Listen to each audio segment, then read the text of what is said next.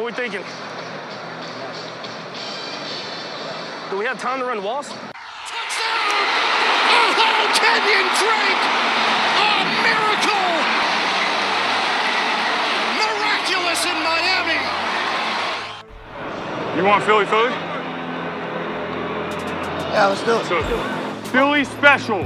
Ready? It's Hester trying to work it back to the middle. Gets past the first wave, and here he goes. It's Hester inside the 30. Hester's going to take it all the way for a touchdown. And no flag, 92 yards. Going.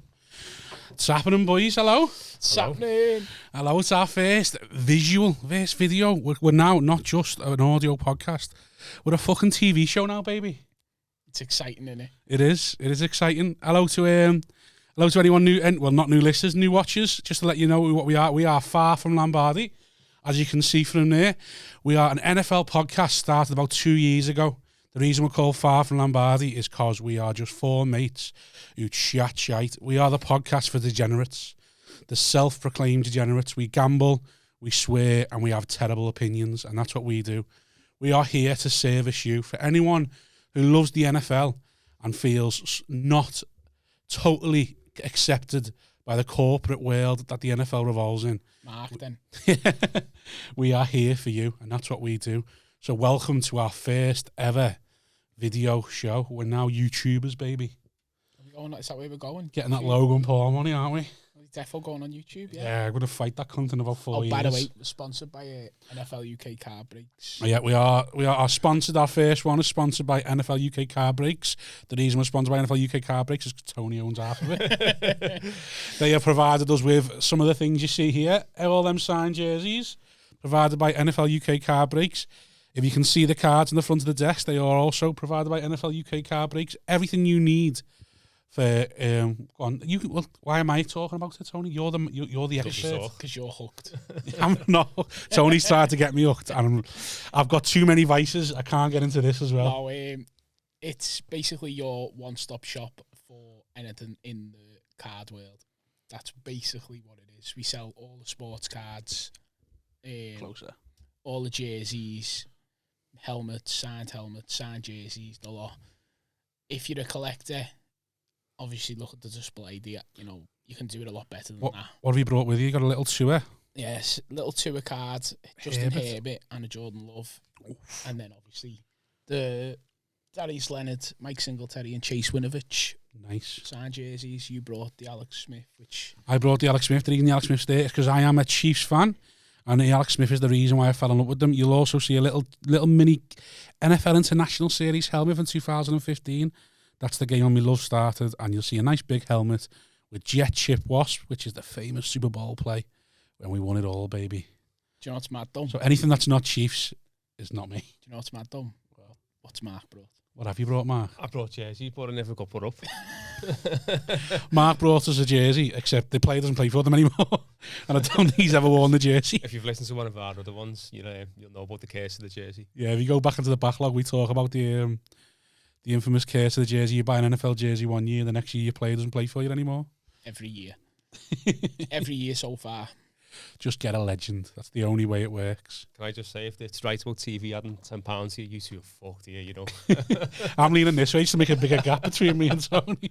Just so it looks like we're not filling the whole couch. I'm just trying to breathe in a tiny bit, just so that it'll look a bit thinner. That's why no one will be able to hear you, because you talk. To be fair, I have started a little diet, so yeah, Mark, and soon I'll be like. As we said, if you're any new listeners, we do love a gamble, and what Mark and Tony have already gambled on is who's going to have the best body improvement by Super Bowl. It's obvious that I'm going to win, innit? It's like I can't lose as long as I just do a tiny bit. I'm going to look far better. Mark's basically got to get a 6-pack, and Tony's just got to lose 6 pounds. Well, Mark's been going to the gym for 4 years, and you can't tell. So if I go to the gym for 4 minutes, surely I'm going to win that. Tony's been dieting for 4 days and lost 2 kilos already. I am proud of that. I am proud of that. No, well done, so. Thanks. I don't even know what 2 kilos are. I think you've got American already. Finger. It's probably my little. I think you've just tied into something. Every bet we make is always paid out, and we've all yeah, that's one of our rules as well. We make bets because we make so many stupid bets. you can't pay them all out at once. So we pay them all out on the Super Bowl, which means you get a chance to win your money back. It's always decent though, innit? Because obviously I tend to lose a lot of money to you every Super Bowl because you're just such a fucking snake when it comes to betting. I used to have a rule. I am like Floyd Mayweather at boxing. Protect yourself at all times. And if you fuck up, making a bet with me, then that's your own problem. Like Mark's done it many times. You are just the win. He is just a fucking rat, isn't he? Yeah. But and then normally what happens is Mark tends to win a bit of money as well, and then we play cards, and then I win it all. Yeah. I win all and more. Tony plays the long game, waits for everyone's pissed and starts making bets just right there and then. Right, so welcome to our first one. Let's get going then, eh? Yeah. Let's talk about, with it being the first one, it's pre-season. Not much to talk about yet, so that's what we're going to talk about. News first. Do you want to tell us the news? Oh, that's another thing. If you haven't listened to us on audio version, it's your first time seeing us. Mark has one job on the podcast, literally one job, and it's just to do the news. So if anything's missed between last week to this week, Mark has fucked up his one job. So just inbox Rob. Since last week, Jamal Adams signed his new deal.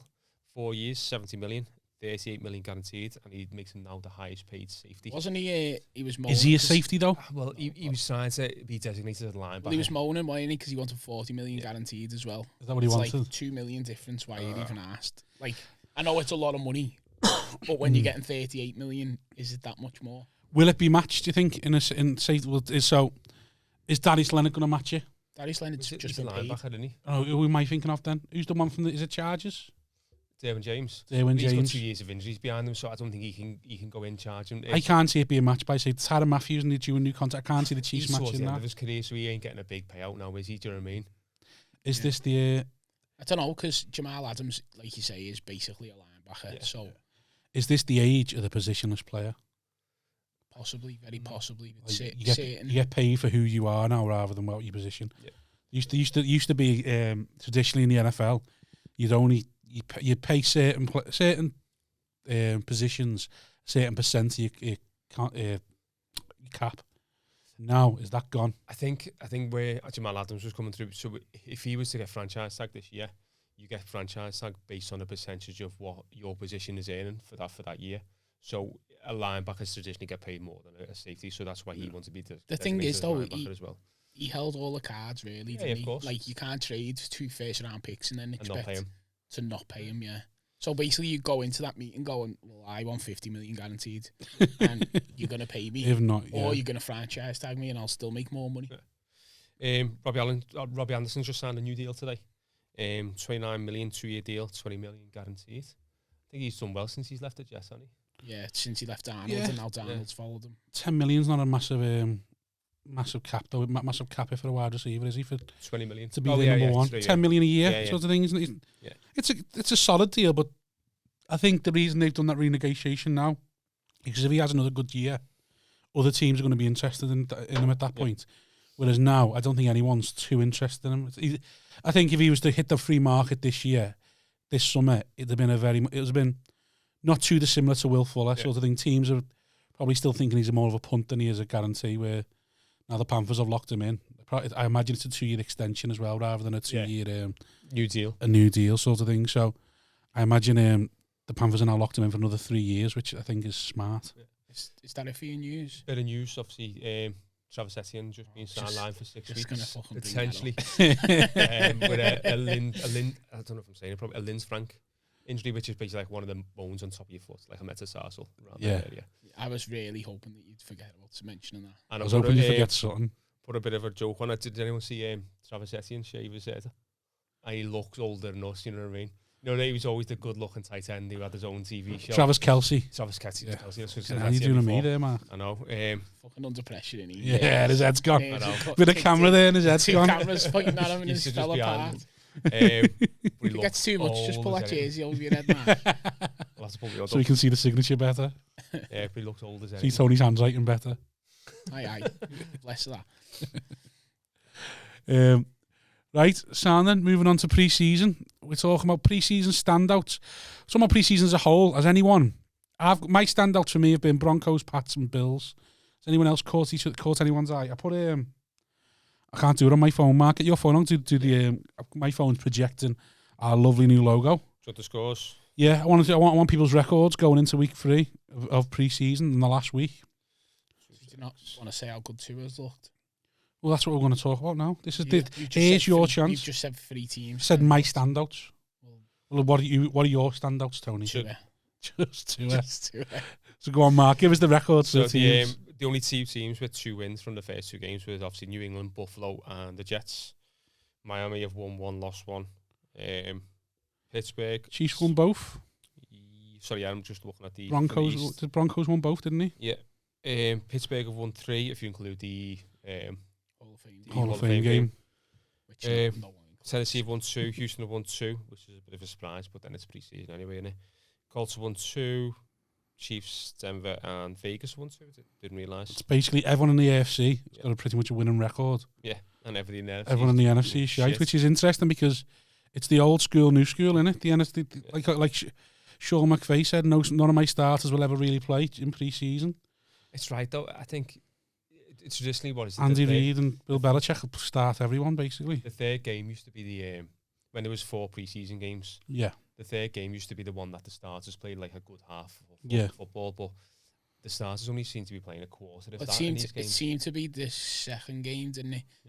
Yeah. A lot of the starting players played a lot more, and then probably this weekend they'll get fucked off, and it'll just be the out. I don't know. It's interesting because I know Andy Reid reckons they're going to start the first half with his starters, but everyone thinks that's bullshit. Like, there's no way he's going to start Mahomes. So there's no way give Mahomes a full half sort of thing. No, but you could definitely start your O-line. Yeah, I think the likelihood is you start your O-line. Try and gel that, and then you don't really need Mahomes to.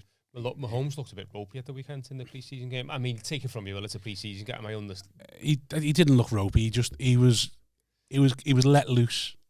He was the Mahomes that he would have been if he'd have played the first year out of college, and he just went for fucking everything. And it was great to watch. But you'd rather get them out your system now, wouldn't you, than later on in the season? I think he's just been told to go and have fun. I don't think he's asked, sort of thing. But yeah, what's interesting? Everyone, I'll be honest. Before Tony starts waffling about Tua, I'll start. I'll just wet me whistle ready. I've enjoyed the Broncos, and I don't like anyone in the AFC West. A little bit of ASMR for all the listeners there. You can hear Tony and Mark cracking cans. I've enjoyed the Broncos, and I think the Broncos have looked dominant both pre-season games because you can tell there's a fucking real battle going on the quarterback, and everyone's bringing their A game sort of thing. That brings us to our first bet, doesn't it? Our first bet, me and Mark have got a bet on Drew Lock or Teddy Bridgewater, who's going to start the most games for the Broncos next year. Who have you got? I've got Bridgewater. I've got obviously Lock. Obviously, but what?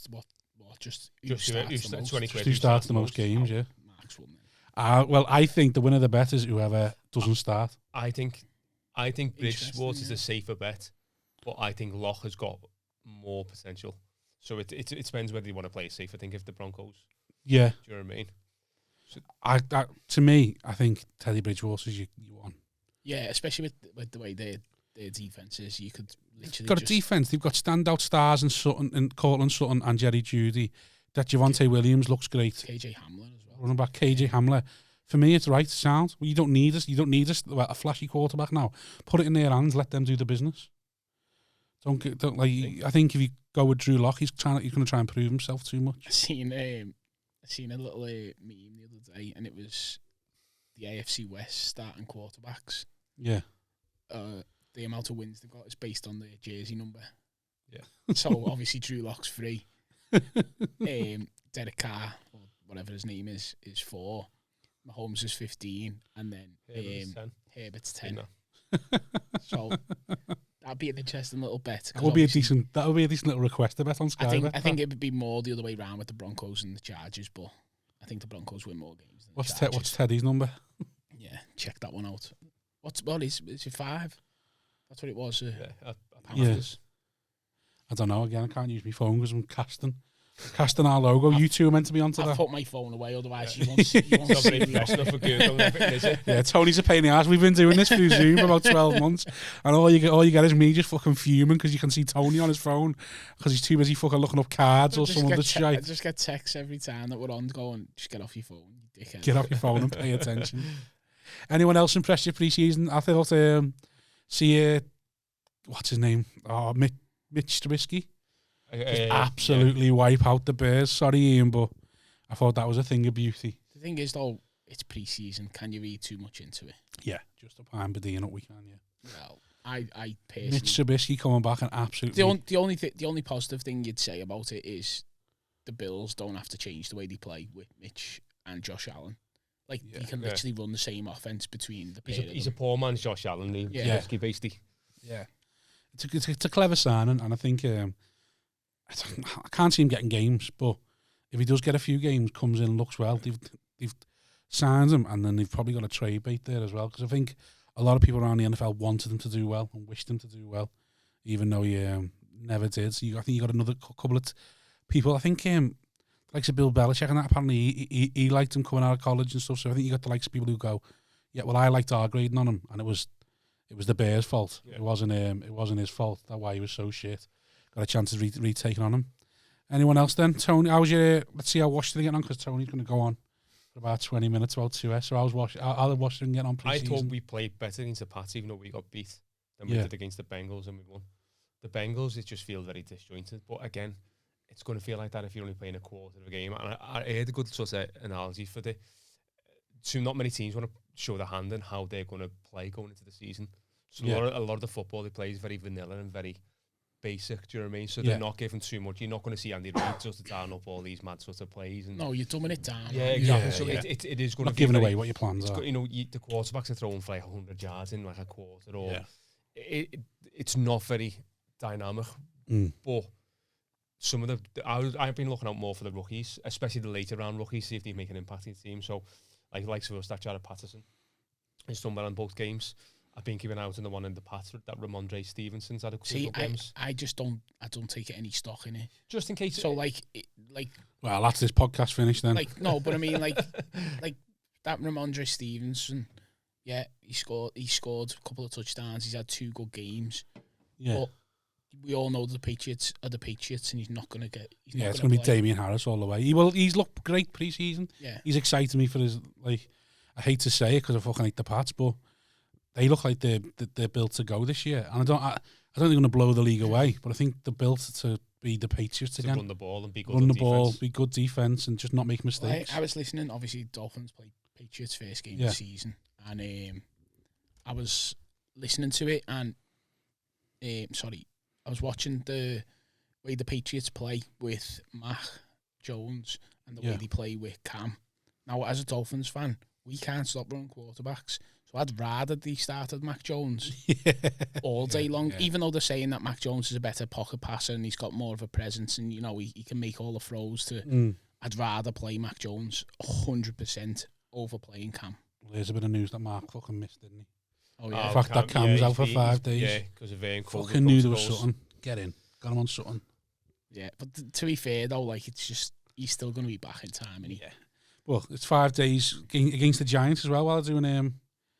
Mixed, what do they call it? Mixed training? So you train through the week, don't you? And then you play. Yeah, play. It's been so many fights, hasn't it? Yeah, it's great. So many fights. That's one of the best things about the NFL when they do these mixed training sessions and they all just fucking turn into the WWE. The least surprising thing was Antonio Brown got into one, didn't he, in the Bucks one? Yeah, but it shows how elite he is as well, because he managed to fucking get the helmet off him and get a clean dig on him before anyone fucking gets involved. That's what I like. It just shows him he's a top quality. No, but that's what you want to see, innit? Like exactly what you want to see. If you're watching, what makes pre-season. No, but I mean, like, forget that. If you're like the way you're talking about rookies playing in the game, well, I'm not asked what they do in the game because no one's showing what they actually do.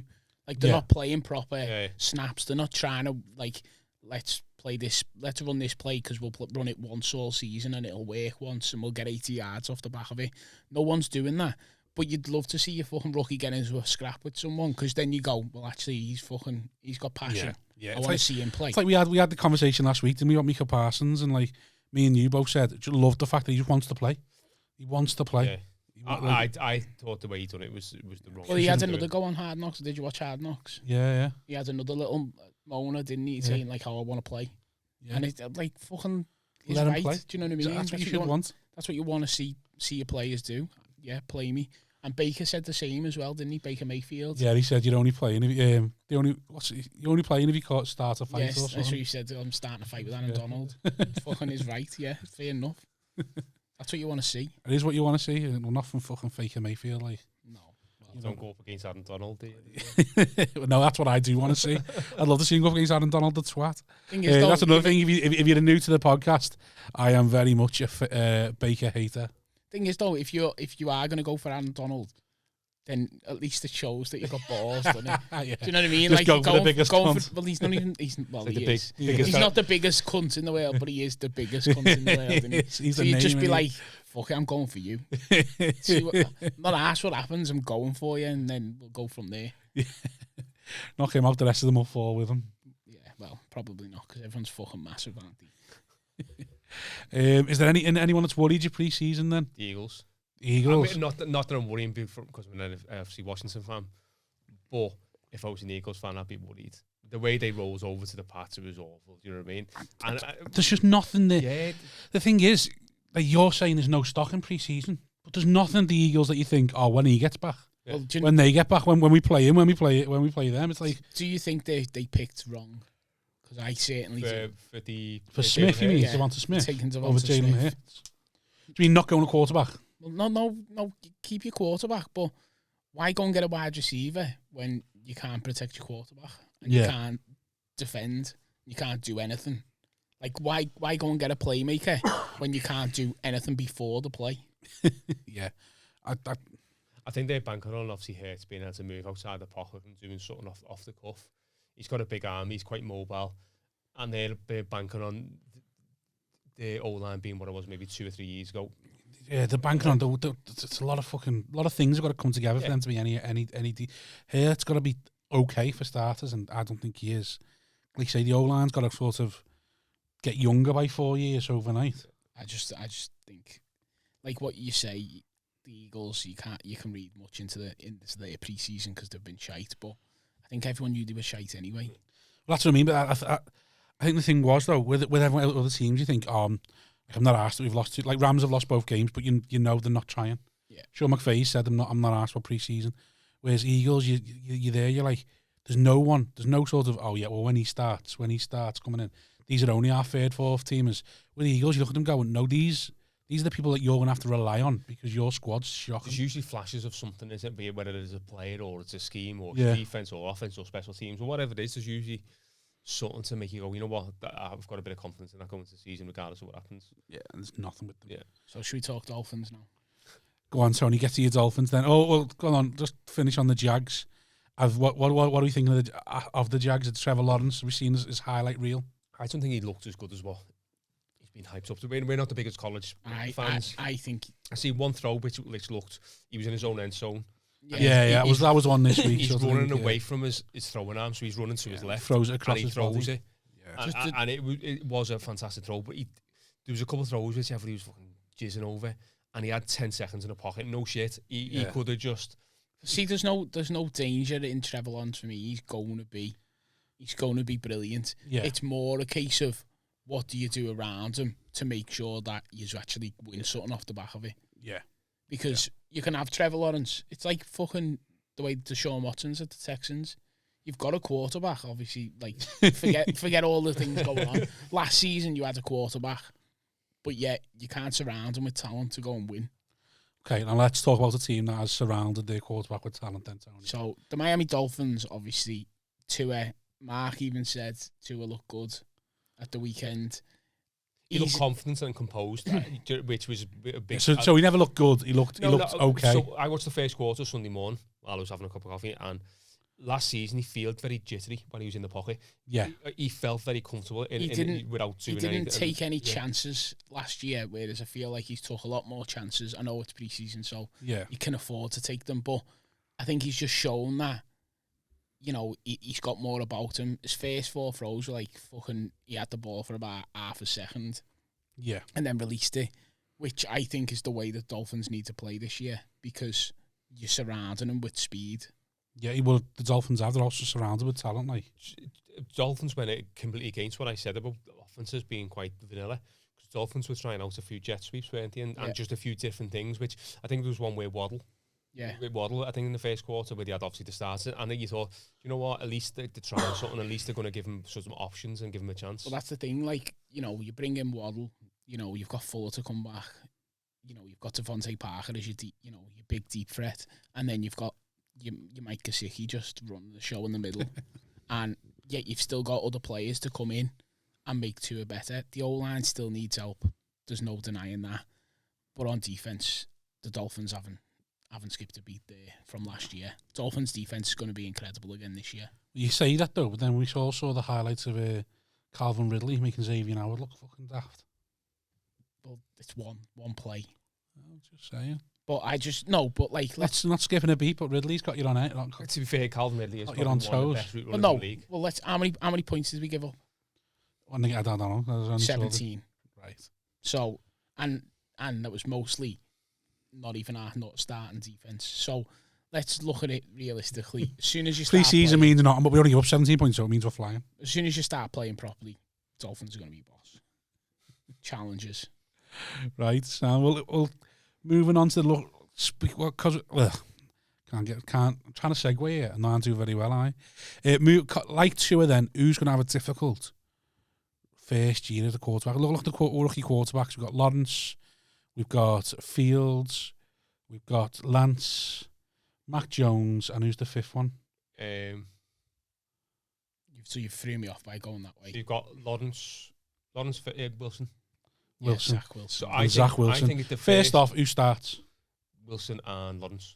You don't think Fields? I think Fields is starting now. No, I don't think there's no pressure for them. them. You know they've announced today that he's starting week 3. Yeah, I still don't think he starts the season. It's all smoke and mirrors, isn't it? It's all the game within the game. I think Lance and Fields are the starting quarterbacks come week 3 at least. Yeah, but I don't think it'll be long before Fields is in. Yeah. But when you're saying then who's going to struggle the most, I think the first 2 picks, quarterbacks gone, Wilson and Lawrence, are going to be the 2 quarterbacks to struggle the most. Really? Not because I think they're the worst quarterbacks. I just think they're in the worst situations. I think.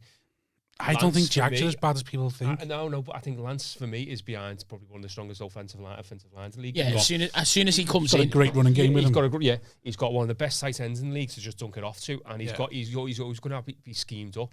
I think Fields, although he's behind a poor offensive line, he's still got a number 1 receiver, Allen Robinson, to throw to. I know you're saying about the poor offensive line, but do you see the hit on him last week? Yeah. And I almost took his fucking head. You imagine that's a real game. You get blamed for that, and I think it was blown coverage. No, I think it was Fields. You think? I think it's on Fields. Wow.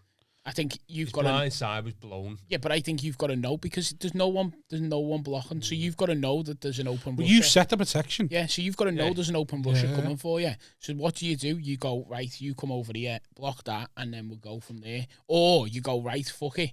He's coming no matter what. I'm getting rid of the ball straight away. And I think Mac Jones is probably the safest bet if he does come in because he's not.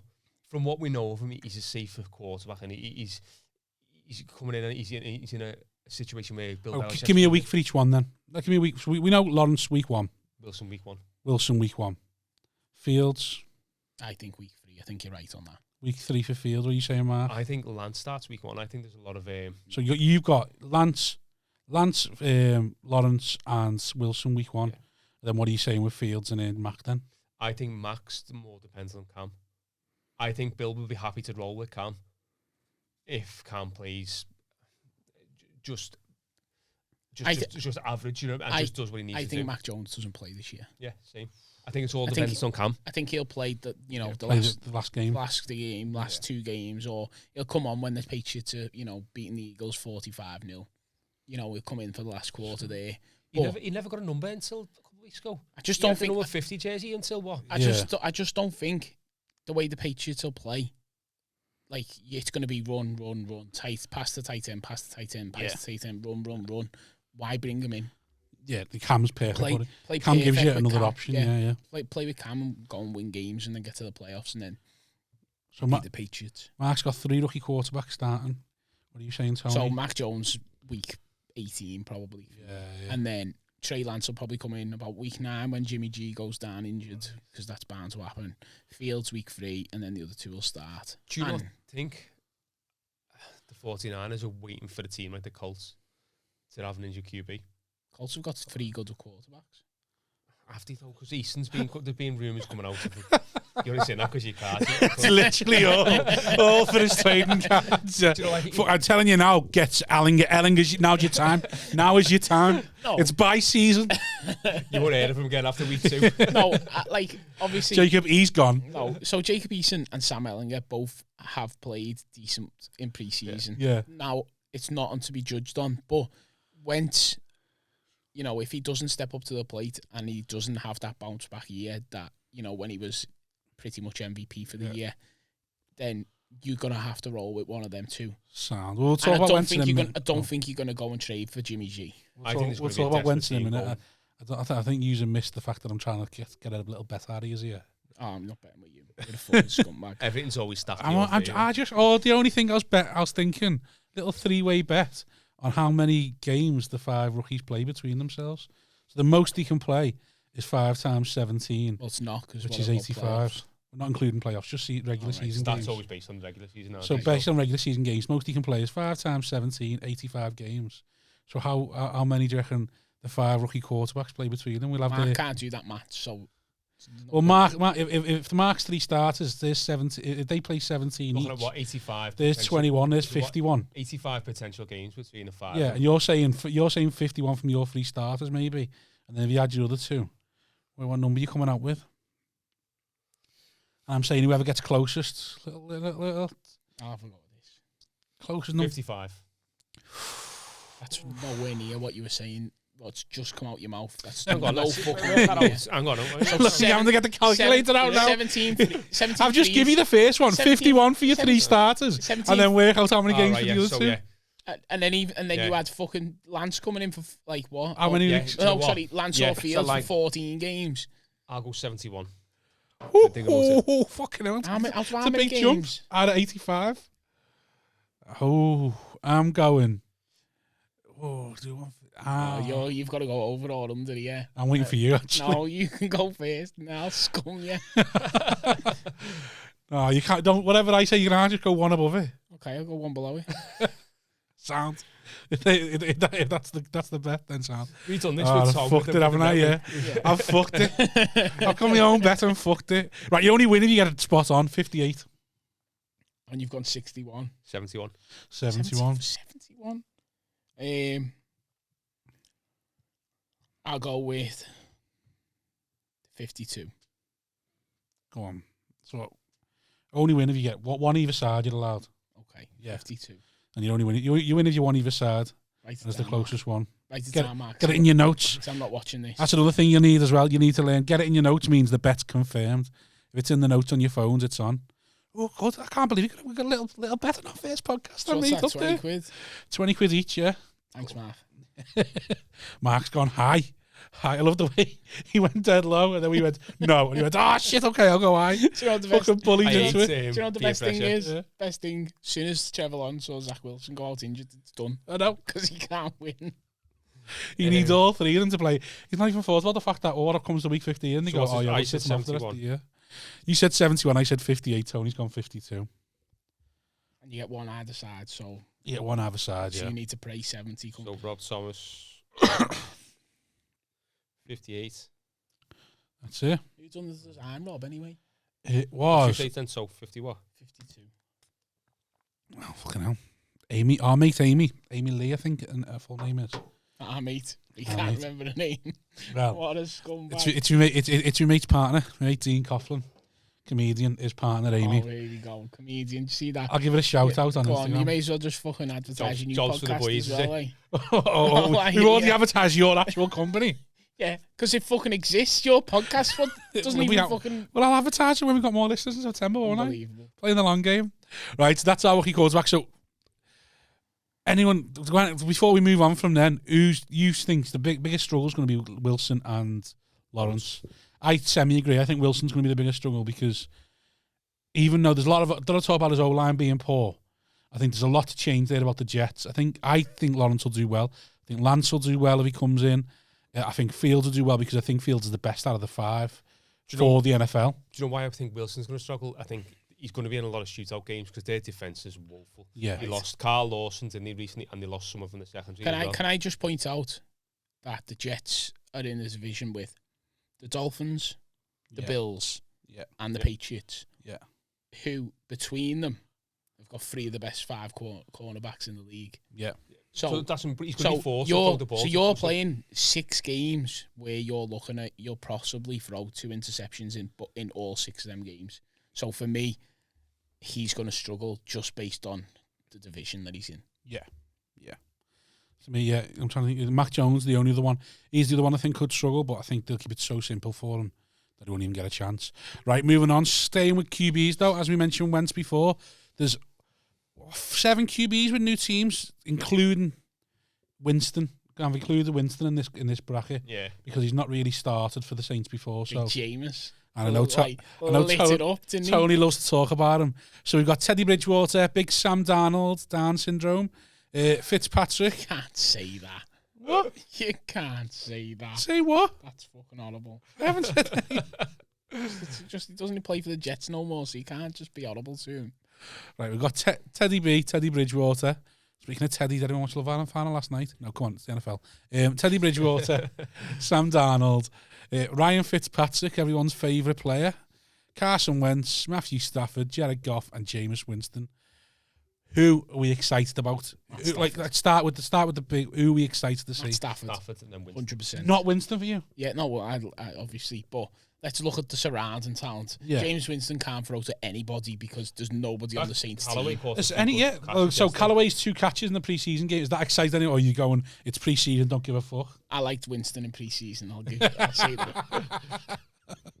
So you're not excited by the 2 Callaway catches? Because you're not thinking to yourself, oh, maybe he's got someone he can get to now. No, because what are you going to do when the regular season starts? You're going to put your number 1 against them because they've got no one else. Yeah, well, Michael and Thomas will be back in a few few weeks. And you're going to stack the box so that Kamara can't do anything, and then there you go. Yeah. So for me, Matt Stafford is clearly by far and away going to be the best because the Rams are possibly going to the Super Bowl. Possibly. I'll be honest, I'm more excited to see Fitz than anyone. I think Fitz has got a really good situation. I think he said he's been in the best situation with it and think he didn't. I feel like he says that every team. He's like fucking Harry Kuehl. Yeah. Every team he signs for, he supports since he was a kid. He's got a decent O-line in front of him. He's got weapons in front of him. He's got a decent run game behind him. Yeah. He's got a coach who seems to have a bit of faith in him and knows he's going to be starting week 1. I think you've just said a load of things that don't even matter. Washington's defense is the one that's going to win you any games. And if Fitz plays well enough to not lose you any games, then you're fine, aren't you? Do you know what? He hasn't threw out interception yet. Oh, well, there you go. So there's 5 week 1. 5 in week 1. Well, I can't wait to see Teddy with an aggressive quarterback thrown downfield. Well, yeah, do you know what I mean? It's exciting, but then on the other side is he's fucking throwing it into well, no, your defense is going to be like, right, 3 and out, and then Fitz is going to come on, and you're going to expect him to just fucking kill the game and just drive up the field. Do you think that's what's probably going to be a problem? Your defense is going to put everyone out so often that Fitz going to have too much to do in his old age. We had Alex Smith as that. And we were on these long drives. It's a completely different. Well, that's what I'm saying. But you saying about killing the game. Last season we got back on the field, the offense, and we'd go on these long drives where it was barely 10 yards. A drive, and it's like, and it just Fitz is going to go. You need it somewhere in between because Fitz is going to come in. He's going to be in between, is he? Fuck it, I'm going 80 yards to the house, and then it'll get picked off, or it'll look fucking brilliant. Yeah, when he had that half a season with the Bucks. That's why he's the most exciting. Yeah. No, for me, James Winston is just he's fucking sexy, isn't he? He is. His eyes are fixed. He's back. He's back. As soon as Michael Thomas gets back into the lineup, Right, Michael Thomas gets back in week 6. By week 8, he's requested trade because Jameis Winston ain't throwing slants. No, so Michael Thomas is going to be like just on the sideline going, what the fuck's going on? That is true. Just running past them all the time. Mr. Like Slant screaming at us as he runs past him. Yeah, and he'd just be like, fuck off, I'm going for 500 yards a game. Sorry, I didn't see you. Throwing to nobodies. Sorry, I was short-sighted, not long-sighted. I didn't see you, mate. Chance, though, Taysom comes in. No. I've got that nag. I want Winston to, because I know Tony, I think I love that exciting quarterback. Yeah. You know, if you can throw 30 touchdowns and 30 interceptions in a season, you are on your edge of the seat. I think he's going to clean that up. I think I've got a feeling that. I think he's that what's it called? He's seen the likes of Lamar Jackson, these running quarterbacks where you get a bit of a difference out of him out the pocket. I think he's got the nagging feeling he's going to do something with Taysom pull out of his ass. Yeah, he's going to turn him into a running back behind Kamara. That's all he's going to do with Taysom. I hate Taysom Hill. I think he's shit. Sooner he's out the fucking league, the better. Worst game of football I ever seen was, remember last season when the Saints played Broncos and the Saints had a wide receiver playing quarterback because the whole quarterback Broncos had the wide receiver playing quarterback, and the Saints had Taysom playing quarterback, and it was the worst game ever. Couldn't tell which one of them was actually a quarterback. And anyone got a nice? I'll be honest, I'm looking at the 7 quarterbacks there. Anyone's narrative sticking out to you? Anyone's gonna get a soft spot? Like, I can't see them in comeback player of the year, but I'm thinking more like Teddy finally to nail down. No. I know he had it with Panthers, but you look at the talent he's surrounded with Broncos now, and his big injury, and he's come back, and he was at the Jets and got traded before he could play a game. And I'm rooting for Teddy now. No, for me, Carson Wentz is your standout that everyone's going to want to see. I just don't like him. Maybe it's his persona, maybe it's the things you hear of coming out of the dressing room. Is it because he's got a better physique than you? And a better beard. So that just offsets everything. Yeah, well, you know what I mean? What's wrong with gingers? Ginger. To be fair, you've got a ginger beard, so that's every fucking colour in the sun at the moment. It's got a bit of grey and everything. If I wasn't a Washington fan, I would be written for Fitz. Like, for what you said, he's always been that journeyman. He's never been the name starter since he was at the Jets. His beard alone should just sell it. You know what I mean? They're not capable of doing anything, though, are they? Washington? Do you think they are? Yeah. Washington are gonna win their division. You get into the off season. Look at their division. Yeah, exactly. You get into the off season and anything can happen. Yeah, you start getting rich. You know what I mean? Look at Mark with a bit of hope. Can you see the glint in his eye? Yeah. It's the hope. There's some money they're going to be taking off you this year. Especially in the staff. And you're just going to be like, oh yeah, fucking double down on everything. Fucking come here and give me some money. So often you say that though. Every year he's took money off me with that Washington going better winning record. Yeah. And I thought he's not going to fucking offer me this year because he's a cunt, because we've got one of our best chances of going and winning record. No, but to be fair, he offered it this year. Yeah, he'll offer you it because, let's be honest, Fitzmagic's your quarterback. You know what it was, Mark? It was like, I took it off him for 4 years now. Yeah. I need to give him one back. So next year when the shit again, I can get it back again. Because when you go shit again next year, you'll go, no, because you never offered to me when we looked like we were going to be good. What about Goff? Anyone? California kid? Come on, the perfect jock with the blue eyes and the blonde hair, and he got team to the Super Bowl. He's not going to himself. His missus has already said, well, what are we doing in Detroit? Yeah, have you seen his missus though? Remember Hard Knocks? And she was the best thing about Hard Knocks. Yeah, but for me, like, why is she in Detroit? Why at home? Why is he at Detroit? Let's just fucking start there. Why is he there? Do you not think why is he there? Do you not think it's a massive upside for them? No, they've got someone else to pay for their starting quarterback, who has been to a Super Bowl, so has some experience. Okay, he's had a tough time, so now he's bouncing back to prove Super Bowl. Do you know how many points did he score? I'll tell you, 6 was it? None. How many did the Rams score? 6 points? Was it 3 points in the whole Super Bowl? And it wasn't anything to do with him. To play devil's advocate with Rob here, I think the Lions can figure out what they're doing. They can get the O-line stacked, they can get the defense. I like what the Lions have done. You can get the corners. You know, I like what they've done. There's the secondary's looking good. Fair enough, they've got no skill position players outside of TJ Hockenson, have they? Yeah. But they know they've got a serviceable quarterback. Somebody can just, who knows the NFL. There's no rush to sort of replace him.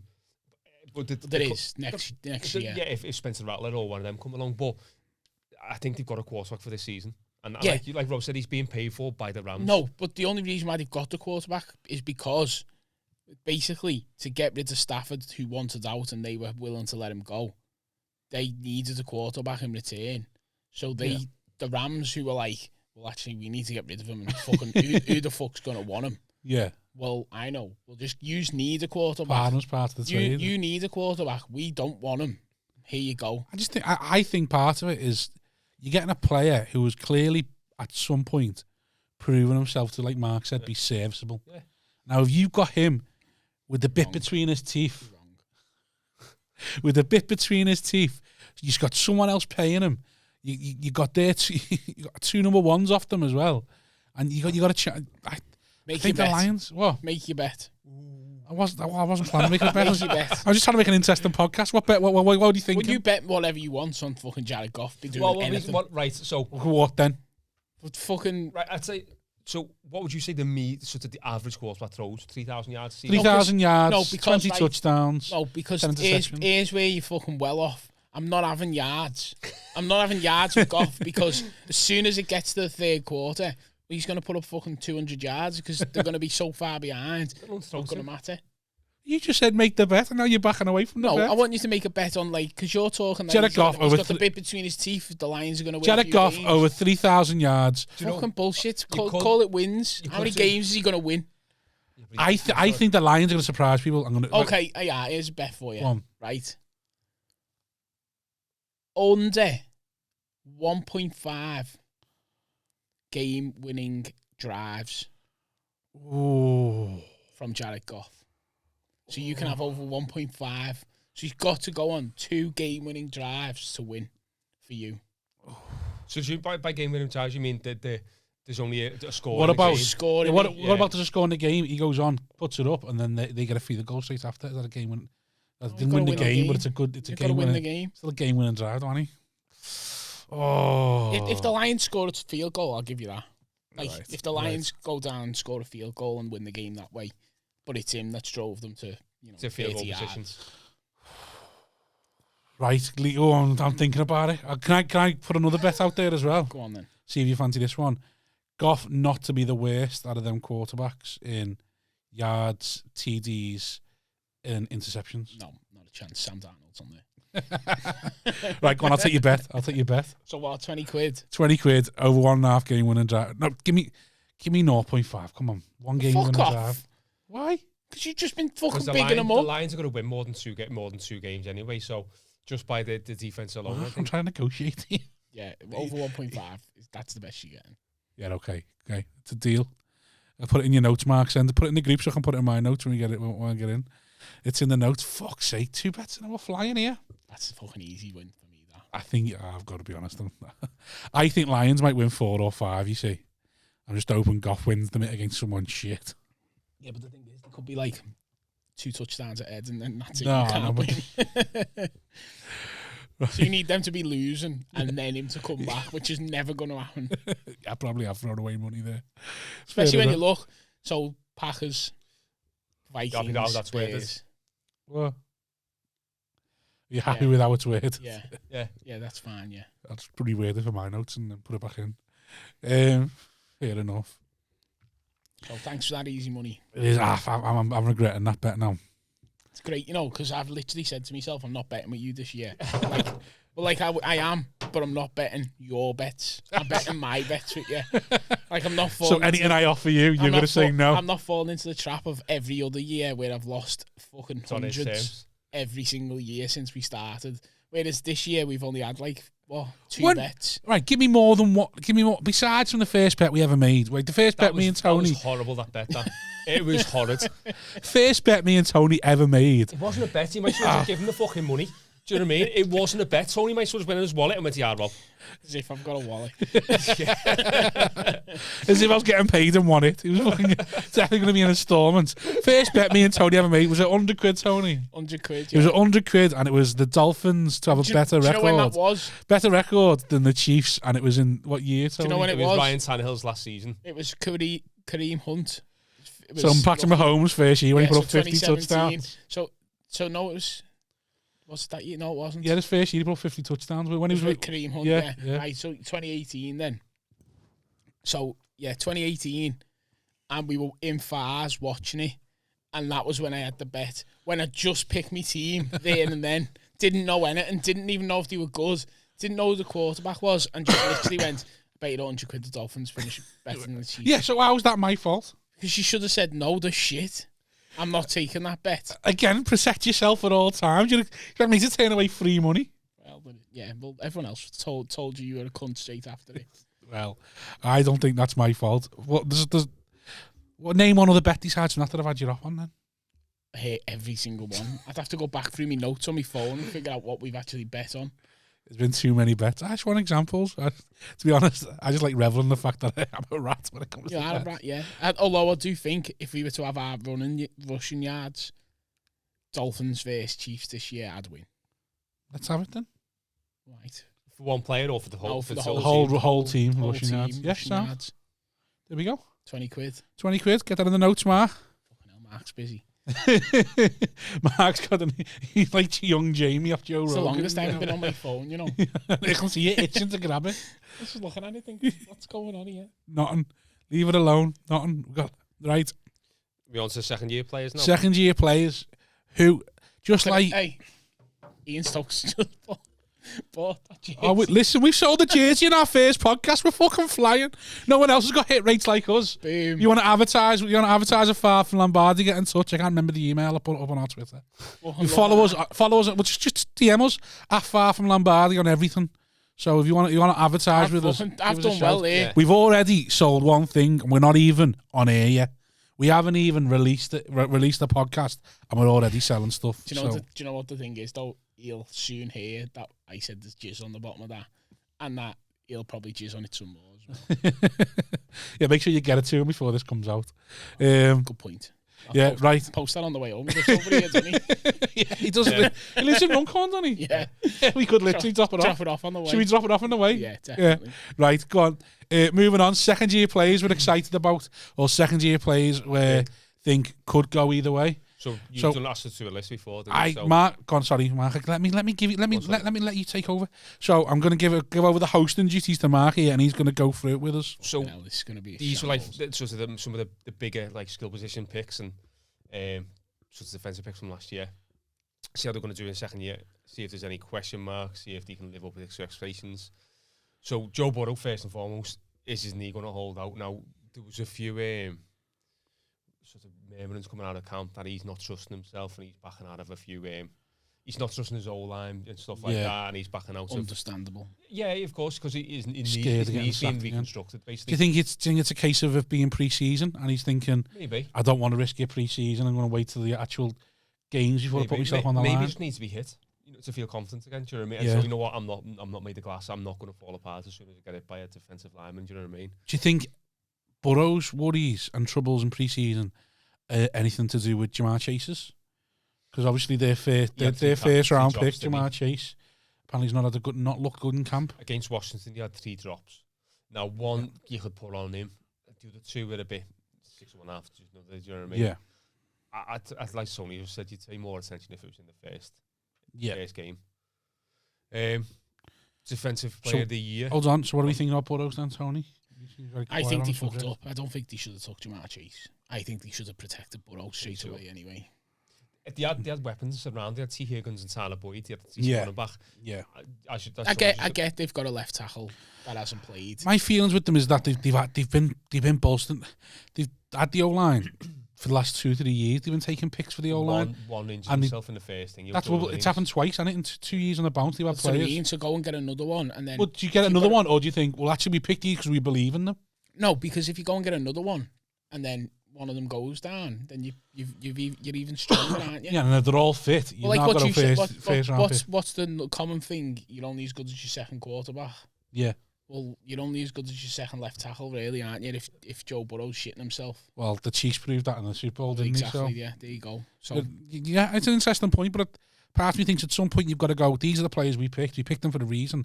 Let's get them on the field and let's make a go for it. And Jamar Chase, I think, is making a go for it. And especially when you look at their division, who knows what's happening with the Ravens? They seem to be changing the style of play this year. Are they going to be the same team? Browns are always going to be the Browns. No matter how good that roster's going to be, I don't believe in them. And Steelers are on the way down, especially with Big Ben. So do you think Bengals aren't thinking, right, the next 2-3 years, our time to go? Well, you've got to go up against 2 of the best defenses in the league, and the Steelers and the Browns twice a season, like Tony said with the Jets. Ravens is not exactly to be slept on. I think the Ravens are going to be incredible this year. Well, like, do you know the Ravens they made defensively? Have you seen the Ravens? I know pre-season doesn't matter, but have you seen their pre-season record? 19-0. It's fucking incredible. I like considering. So you keep on saying, I know pre-season doesn't matter. No, but have you seen Jameis Winston's throw? No. Basically, if I don't like them, then pre-season doesn't matter. No. But if I like them, then pre-season's everything. If you're playing that many non-starters and you're playing that many people that shouldn't make your roster, how are you winning that many times? Yeah. Because, like you say, the amount of teams that don't pay any attention to it, but yet the Ravens don't play starters. But again, though, the Ravens are old school coach Jim Harbaugh. It's interesting, like it's interesting the way they look at it, and I wonder, like, who's going to come out of it in the end sort of thing. Imagine like if the Rams going to go have a slow start because of the preseason. I mean, You know, funny, it'd be interesting. So, I think I don't disrespect the Jamar Chase pick. I think it was a good pick. I think you picked the O-line and you got to go for it at some point. At some point, you got to trust in your roster. And I think that's what they've done with Burrows. I liked him the start of last year. I think he could be good again this year. I think, like you said, he's going to have 4 games against 2 great defenses. If he stands up against them, I don't know. I think the Bengals are going to be all right this year. I don't think they're going to do anything. I don't think they're going to get to the playoffs, but I don't see them picking the top 5. If you're in their division, you're going for him, aren't you? Yeah, of course you are. You are gunning for Joe Burrow. First chance you get. Let's just fucking nail him. So let's test his knee. Yeah. And let's put a bit of pressure on it when I'm fucking lying on top of you after I've sacked you. Because that's what you do. You'd be horrible, wouldn't you? Speaking of players who sacked Joe Burrow a couple of times this season, Chase Young, being his second season, he had 9.5 sacks last season. Yeah. So now he's being billed as he's going to have a full pre-season behind him. He's not going to be interrupted by COVID. He's on a more settled defensive line. He's being billed as a defensive rookie of the year candidate. Now, he hasn't really featured much in pre-season. Yeah. What little he did feature, especially against the Pats, when he busted past Isaiah Wynn. Yeah. On the Pats left tackle. Yeah. He showed a lot to get past him, and it wasn't just brute strength; it was technique, the way he done it as well. I think it's between him and Myles Garrett for the defensive sack leader this year. Do you think people are getting bored of Adam Donald winning every year? No, I don't mean player of the year. I mean sack leader. Oh, sack leader. Because I think the thing you have with Young as well, as like when they say like a high tide raises all ships. Yeah. The better he gets, the better Montez Sweat gets. The better that defensive line gets. And I think it's already got a good defensive line already. And I quite like it. I think your defensive backs aren't terrible either. And so I think he will lead you on to a good year. I think he will in his second year straight away be what Nick Bosa was, sort of thing, and just straight away like put himself up there with the top five defensive ends, sort of thing. So Tony's mate Tua. Now I haven't put this to have a go. I think it looks like he put it. No. So it was more well. If you look at what he's put in the last one, then he's definitely put it to have a go. All the Dolphins' whole thing was tank for Tua. Do you know? Wait, hang on a minute. So obviously, for everyone watching, listening, Mark's put up a list that we can see, and it's got shorthand. Chase Young, Defensive Player of the Year. Then it's got Tua live up to the hype, and then it's got Clyde Edwards-Helaire bust. Yeah. So basically, whatever his team is good, and ours is shite. You know, with Tua, I think he was the saviour for the Dolphins. When he was what we were tanking for. He was the whole sole reason why we suffered. Yeah, tank for Tua. Yeah. So he struggled last season, but under difficult circumstances. But the only thing I'd say there. Dolphins didn't really end up tanking. No. Once Brian Flores come in, it wasn't very much a tank for Tua. I think it was very much of I'm going to get the best I can get out of this roster, and who we end up with, who we end up with. Do you know with Tua, like obviously I rate him a lot, obviously, and I want him to do well.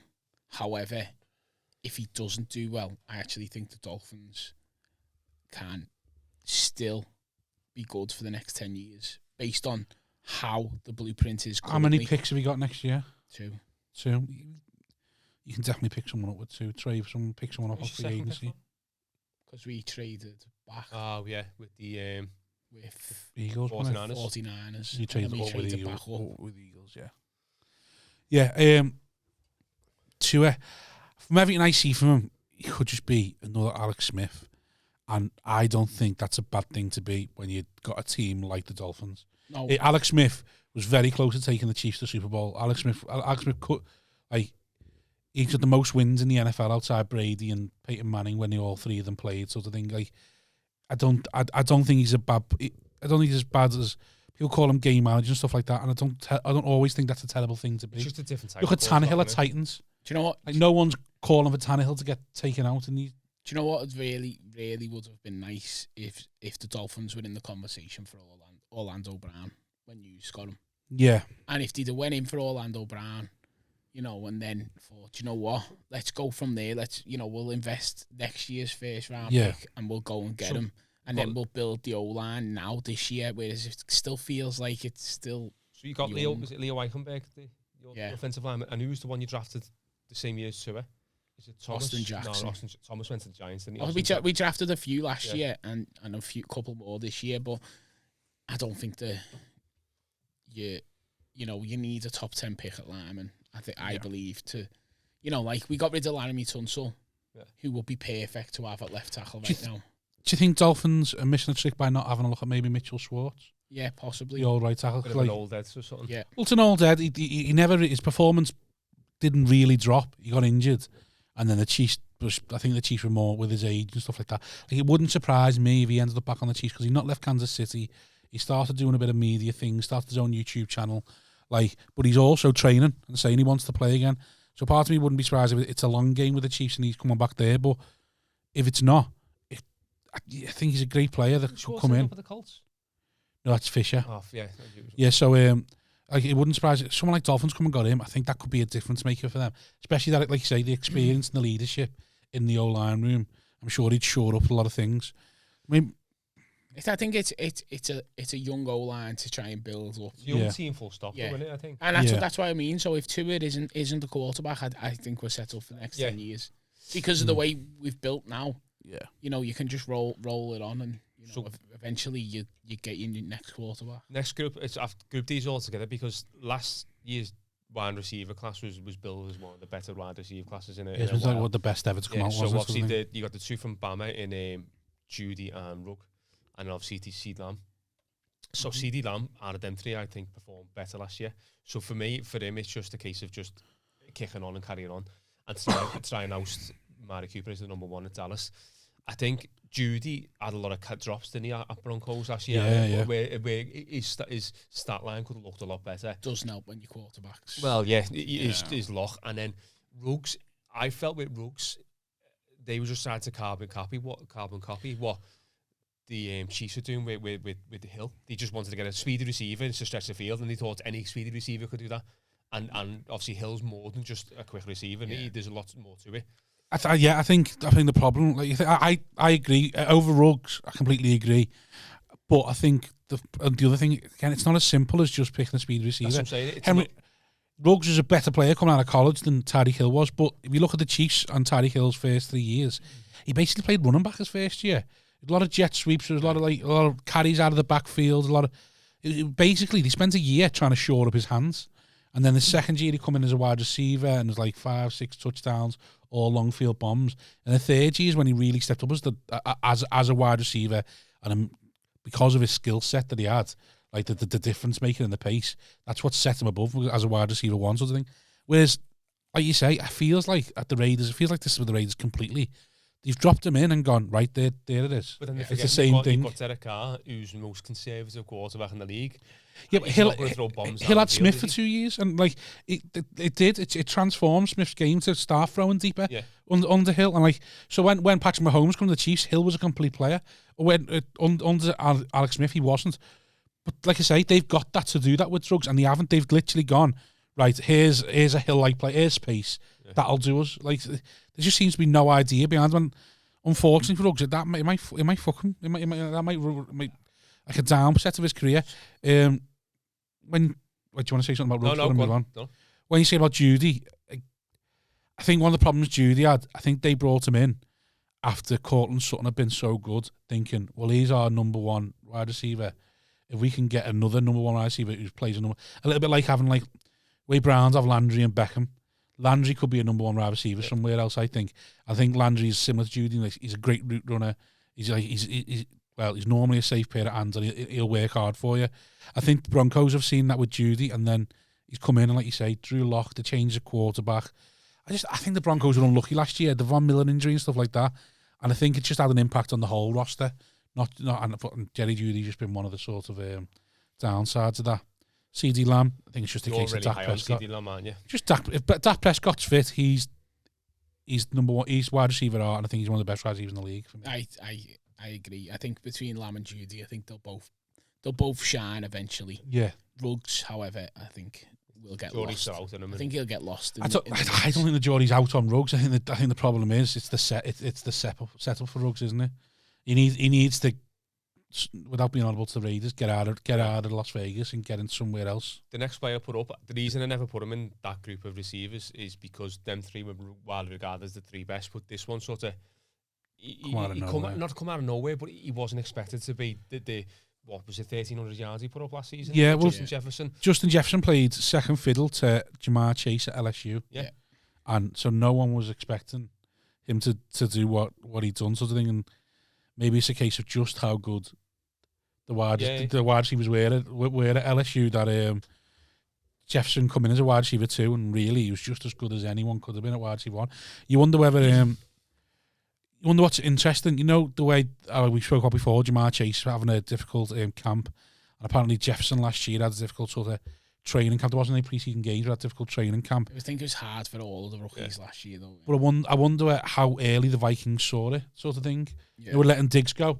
How early they knew they had Jefferson. How early they knew Jefferson was that good. They let Diggs go before the Traded for draft. Jefferson. Yeah.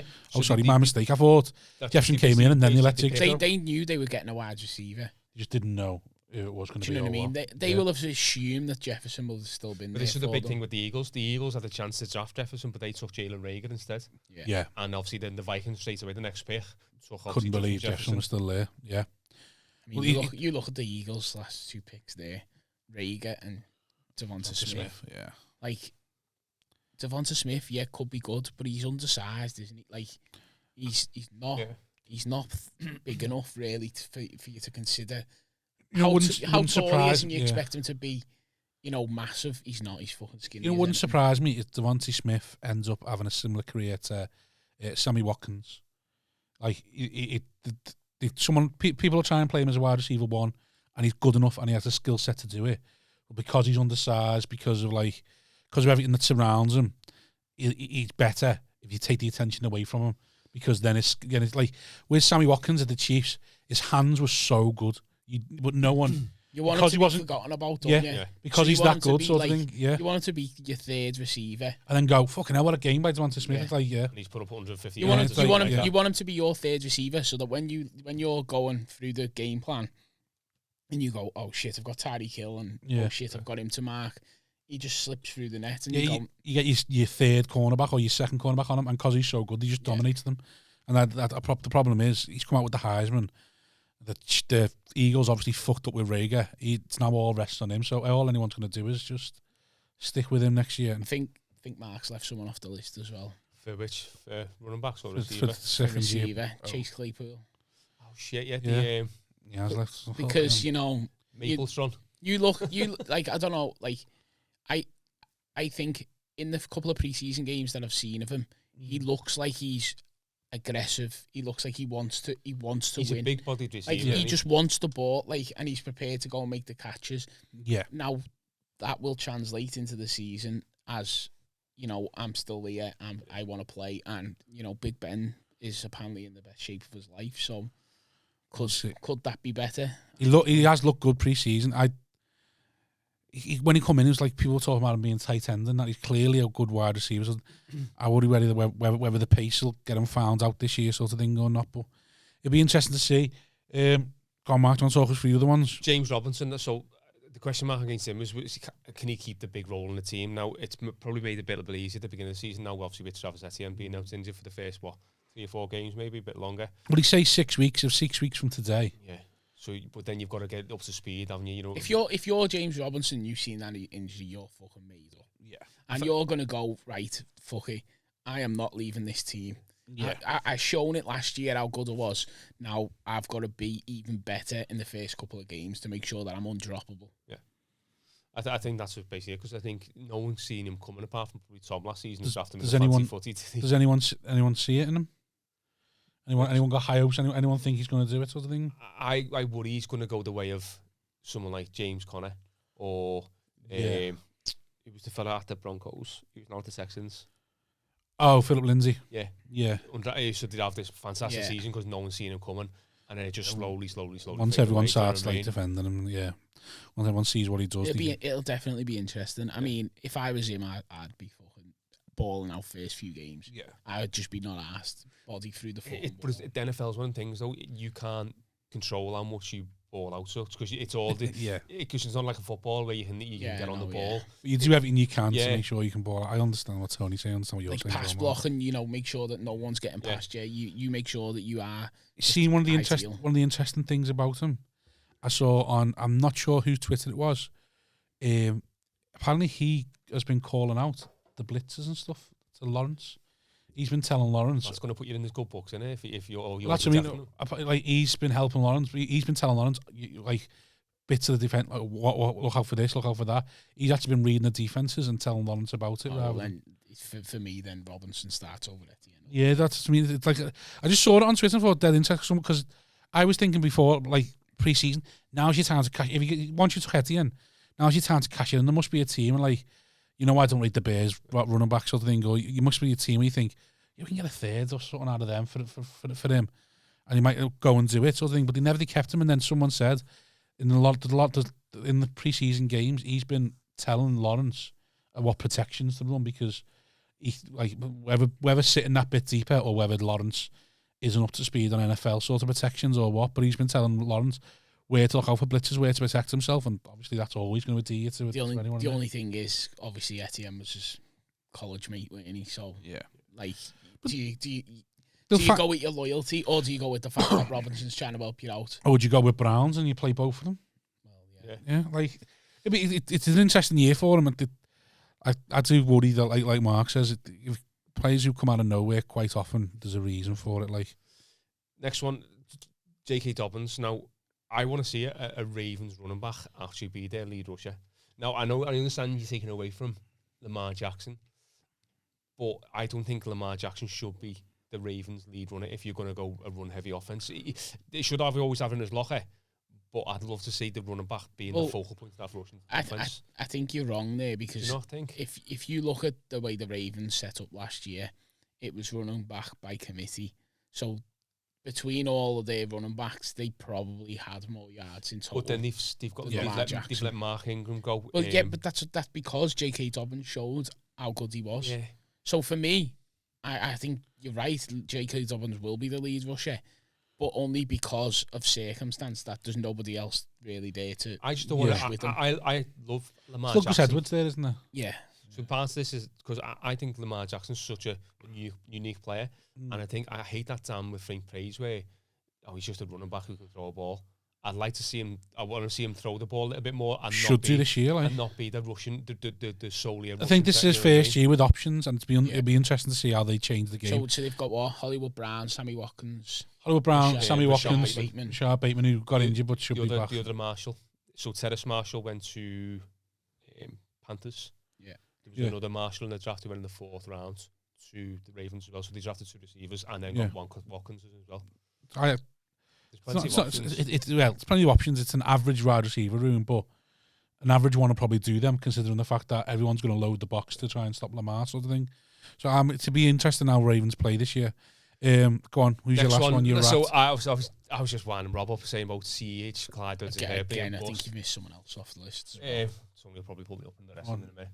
No, we'll go through. I was going to say Antonio Gibson, but I didn't want to pick 2 from Washington. Okay. So CH, he starts off like a house on fire, didn't he, against the Texans last year? Yeah.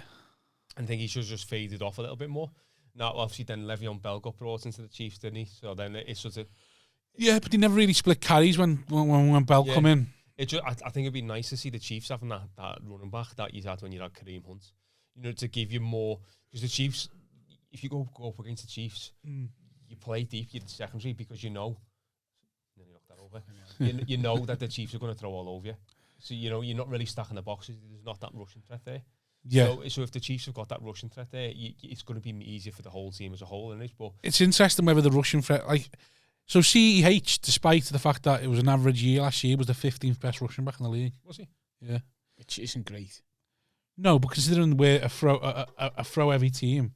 And he was a rookie, and we had no O-line the last 4 or 5 games. Also, you look at the fact that Le'Veon Bell did come in, didn't really do anything. Yeah, you had. I don't think Le'Veon Bell really got a chance to do anything either. To be honest, Damien Williams was on COVID. Damien Williams was on COVID. Really, who's now left. So it is just Clyde to let Clyde. It's now Clive Edwards-Helaire, Darryl Williams, and Jerry McKinnon. Had a taste of Rob's medicine there. Couldn't even fucking spit his name out. So we also have missed Antonio Gibson. I think there's one running back there who is. Hold on, let's finish on let's finish on CH. It's a bust. It's not a bust. I think new offensive line. Chiefs are going to start playing much Complementary football. Yeah, if you want to call it that, a much longer drives, more time-consuming drives, and I think you're going to see a lot more of CH this year. I think I'm not going to make any wild estimations because I can't be asked with the bet. I've already had 2 bets tonight already, or 3 is it? I'm not sure, but anyway, I think you're going to see a lot more of CH. I think you'll be a lot closer to Kareem Hunt, but I don't think you will. I don't think the Chiefs like him in the receiving game. And one of the big compliments come out of college was he's great he's great in the passing game. He's a great receiver, and Chiefs don't seem to like to use him there. He gets 1 reception a game, and I wonder whether that's carried on pre-season though. And I wonder whether that's maybe they are going to use him more, or the reason they brought in Jerry McKinnon is because they think no, we just don't fancy him as a receiver. I know straight away we've missed off Jonathan Taylor. Well, it's 2 actually. And then Antonio Gibson. No. I didn't want to. No one cares what's on his shite. Who else? DeAndre Swift. See, I don't. Do you know what? Do you know why? Because the exact reason why I think DeAndre Swift is going to have a good year is because Jared Goff's your quarterback, and I think that just sets you up for the fact that the Lions have built the lines in the draft. So what do? You run the ball. They've not got many receivers, have they? What's Jared Goff's best way to succeed? Play action. How do you set up play action? You run the ball. But he had McVay calling them play action down. Yeah, I know, but you're still gonna try and but it's not that hard. Like I know McVay's like outstanding. But all they're gonna do is look at the first 2 years of the Rams and go, right, what plays did we like? What worked? What worked? And let's didn't. go with that. And then you're going to go, right, DeAndre Swift, you're getting a lot of the ball. So you're going to go for 1,400 rushing yards and be up there. Right, we just to mention Jonathan Taylor then before we finish. So, I was going to say the question mark would be against him would be, can he continue where he is with the offensive line not being what it was without Quentin Nelson there? Quentin Nelson's back. Reportedly back. But my thing with him was when was at the Chiefs, when was at the Eagles and Frank Reich was at the Eagles, they hardly ran the ball. And it was one of the big criticisms of the Eagles was they got Miles Sanders there, a top running back, and they're not running the ball.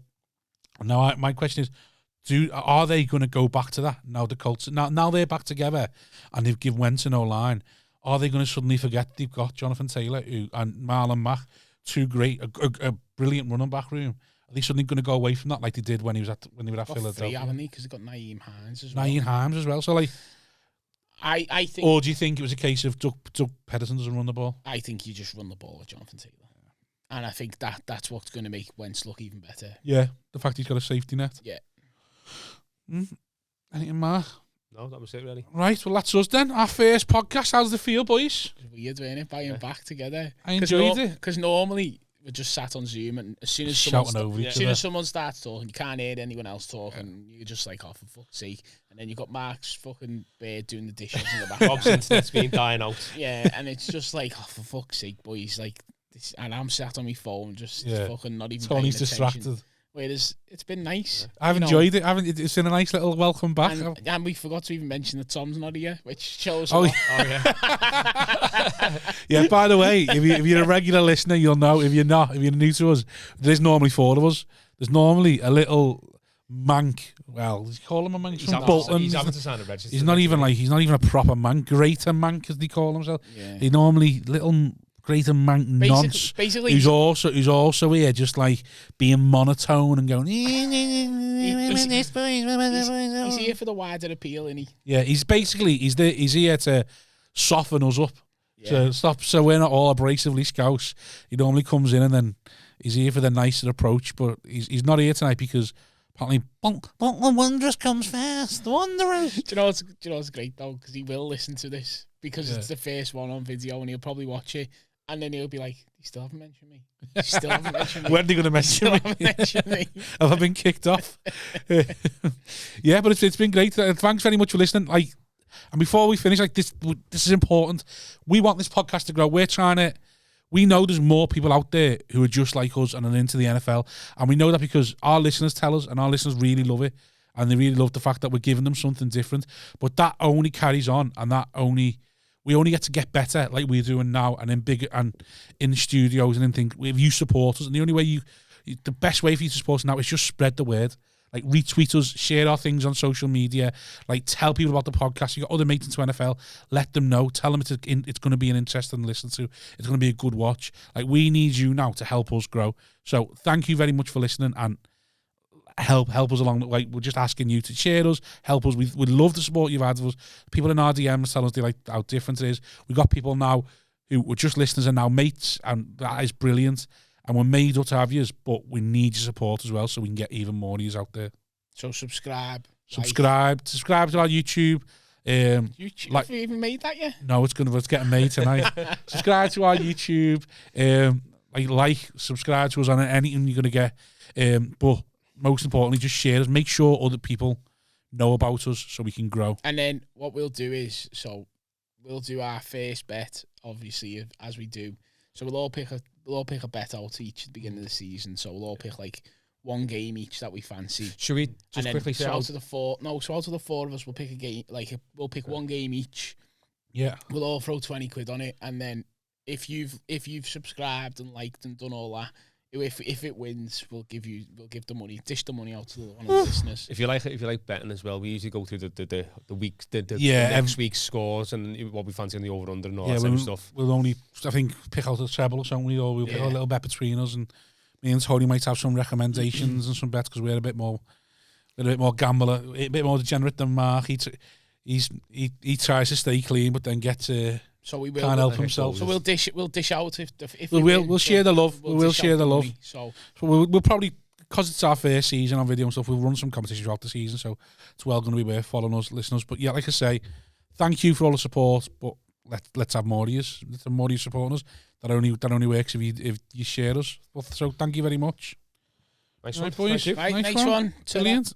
Ta-ra. Excellent. Ta-ra. Ta-ra.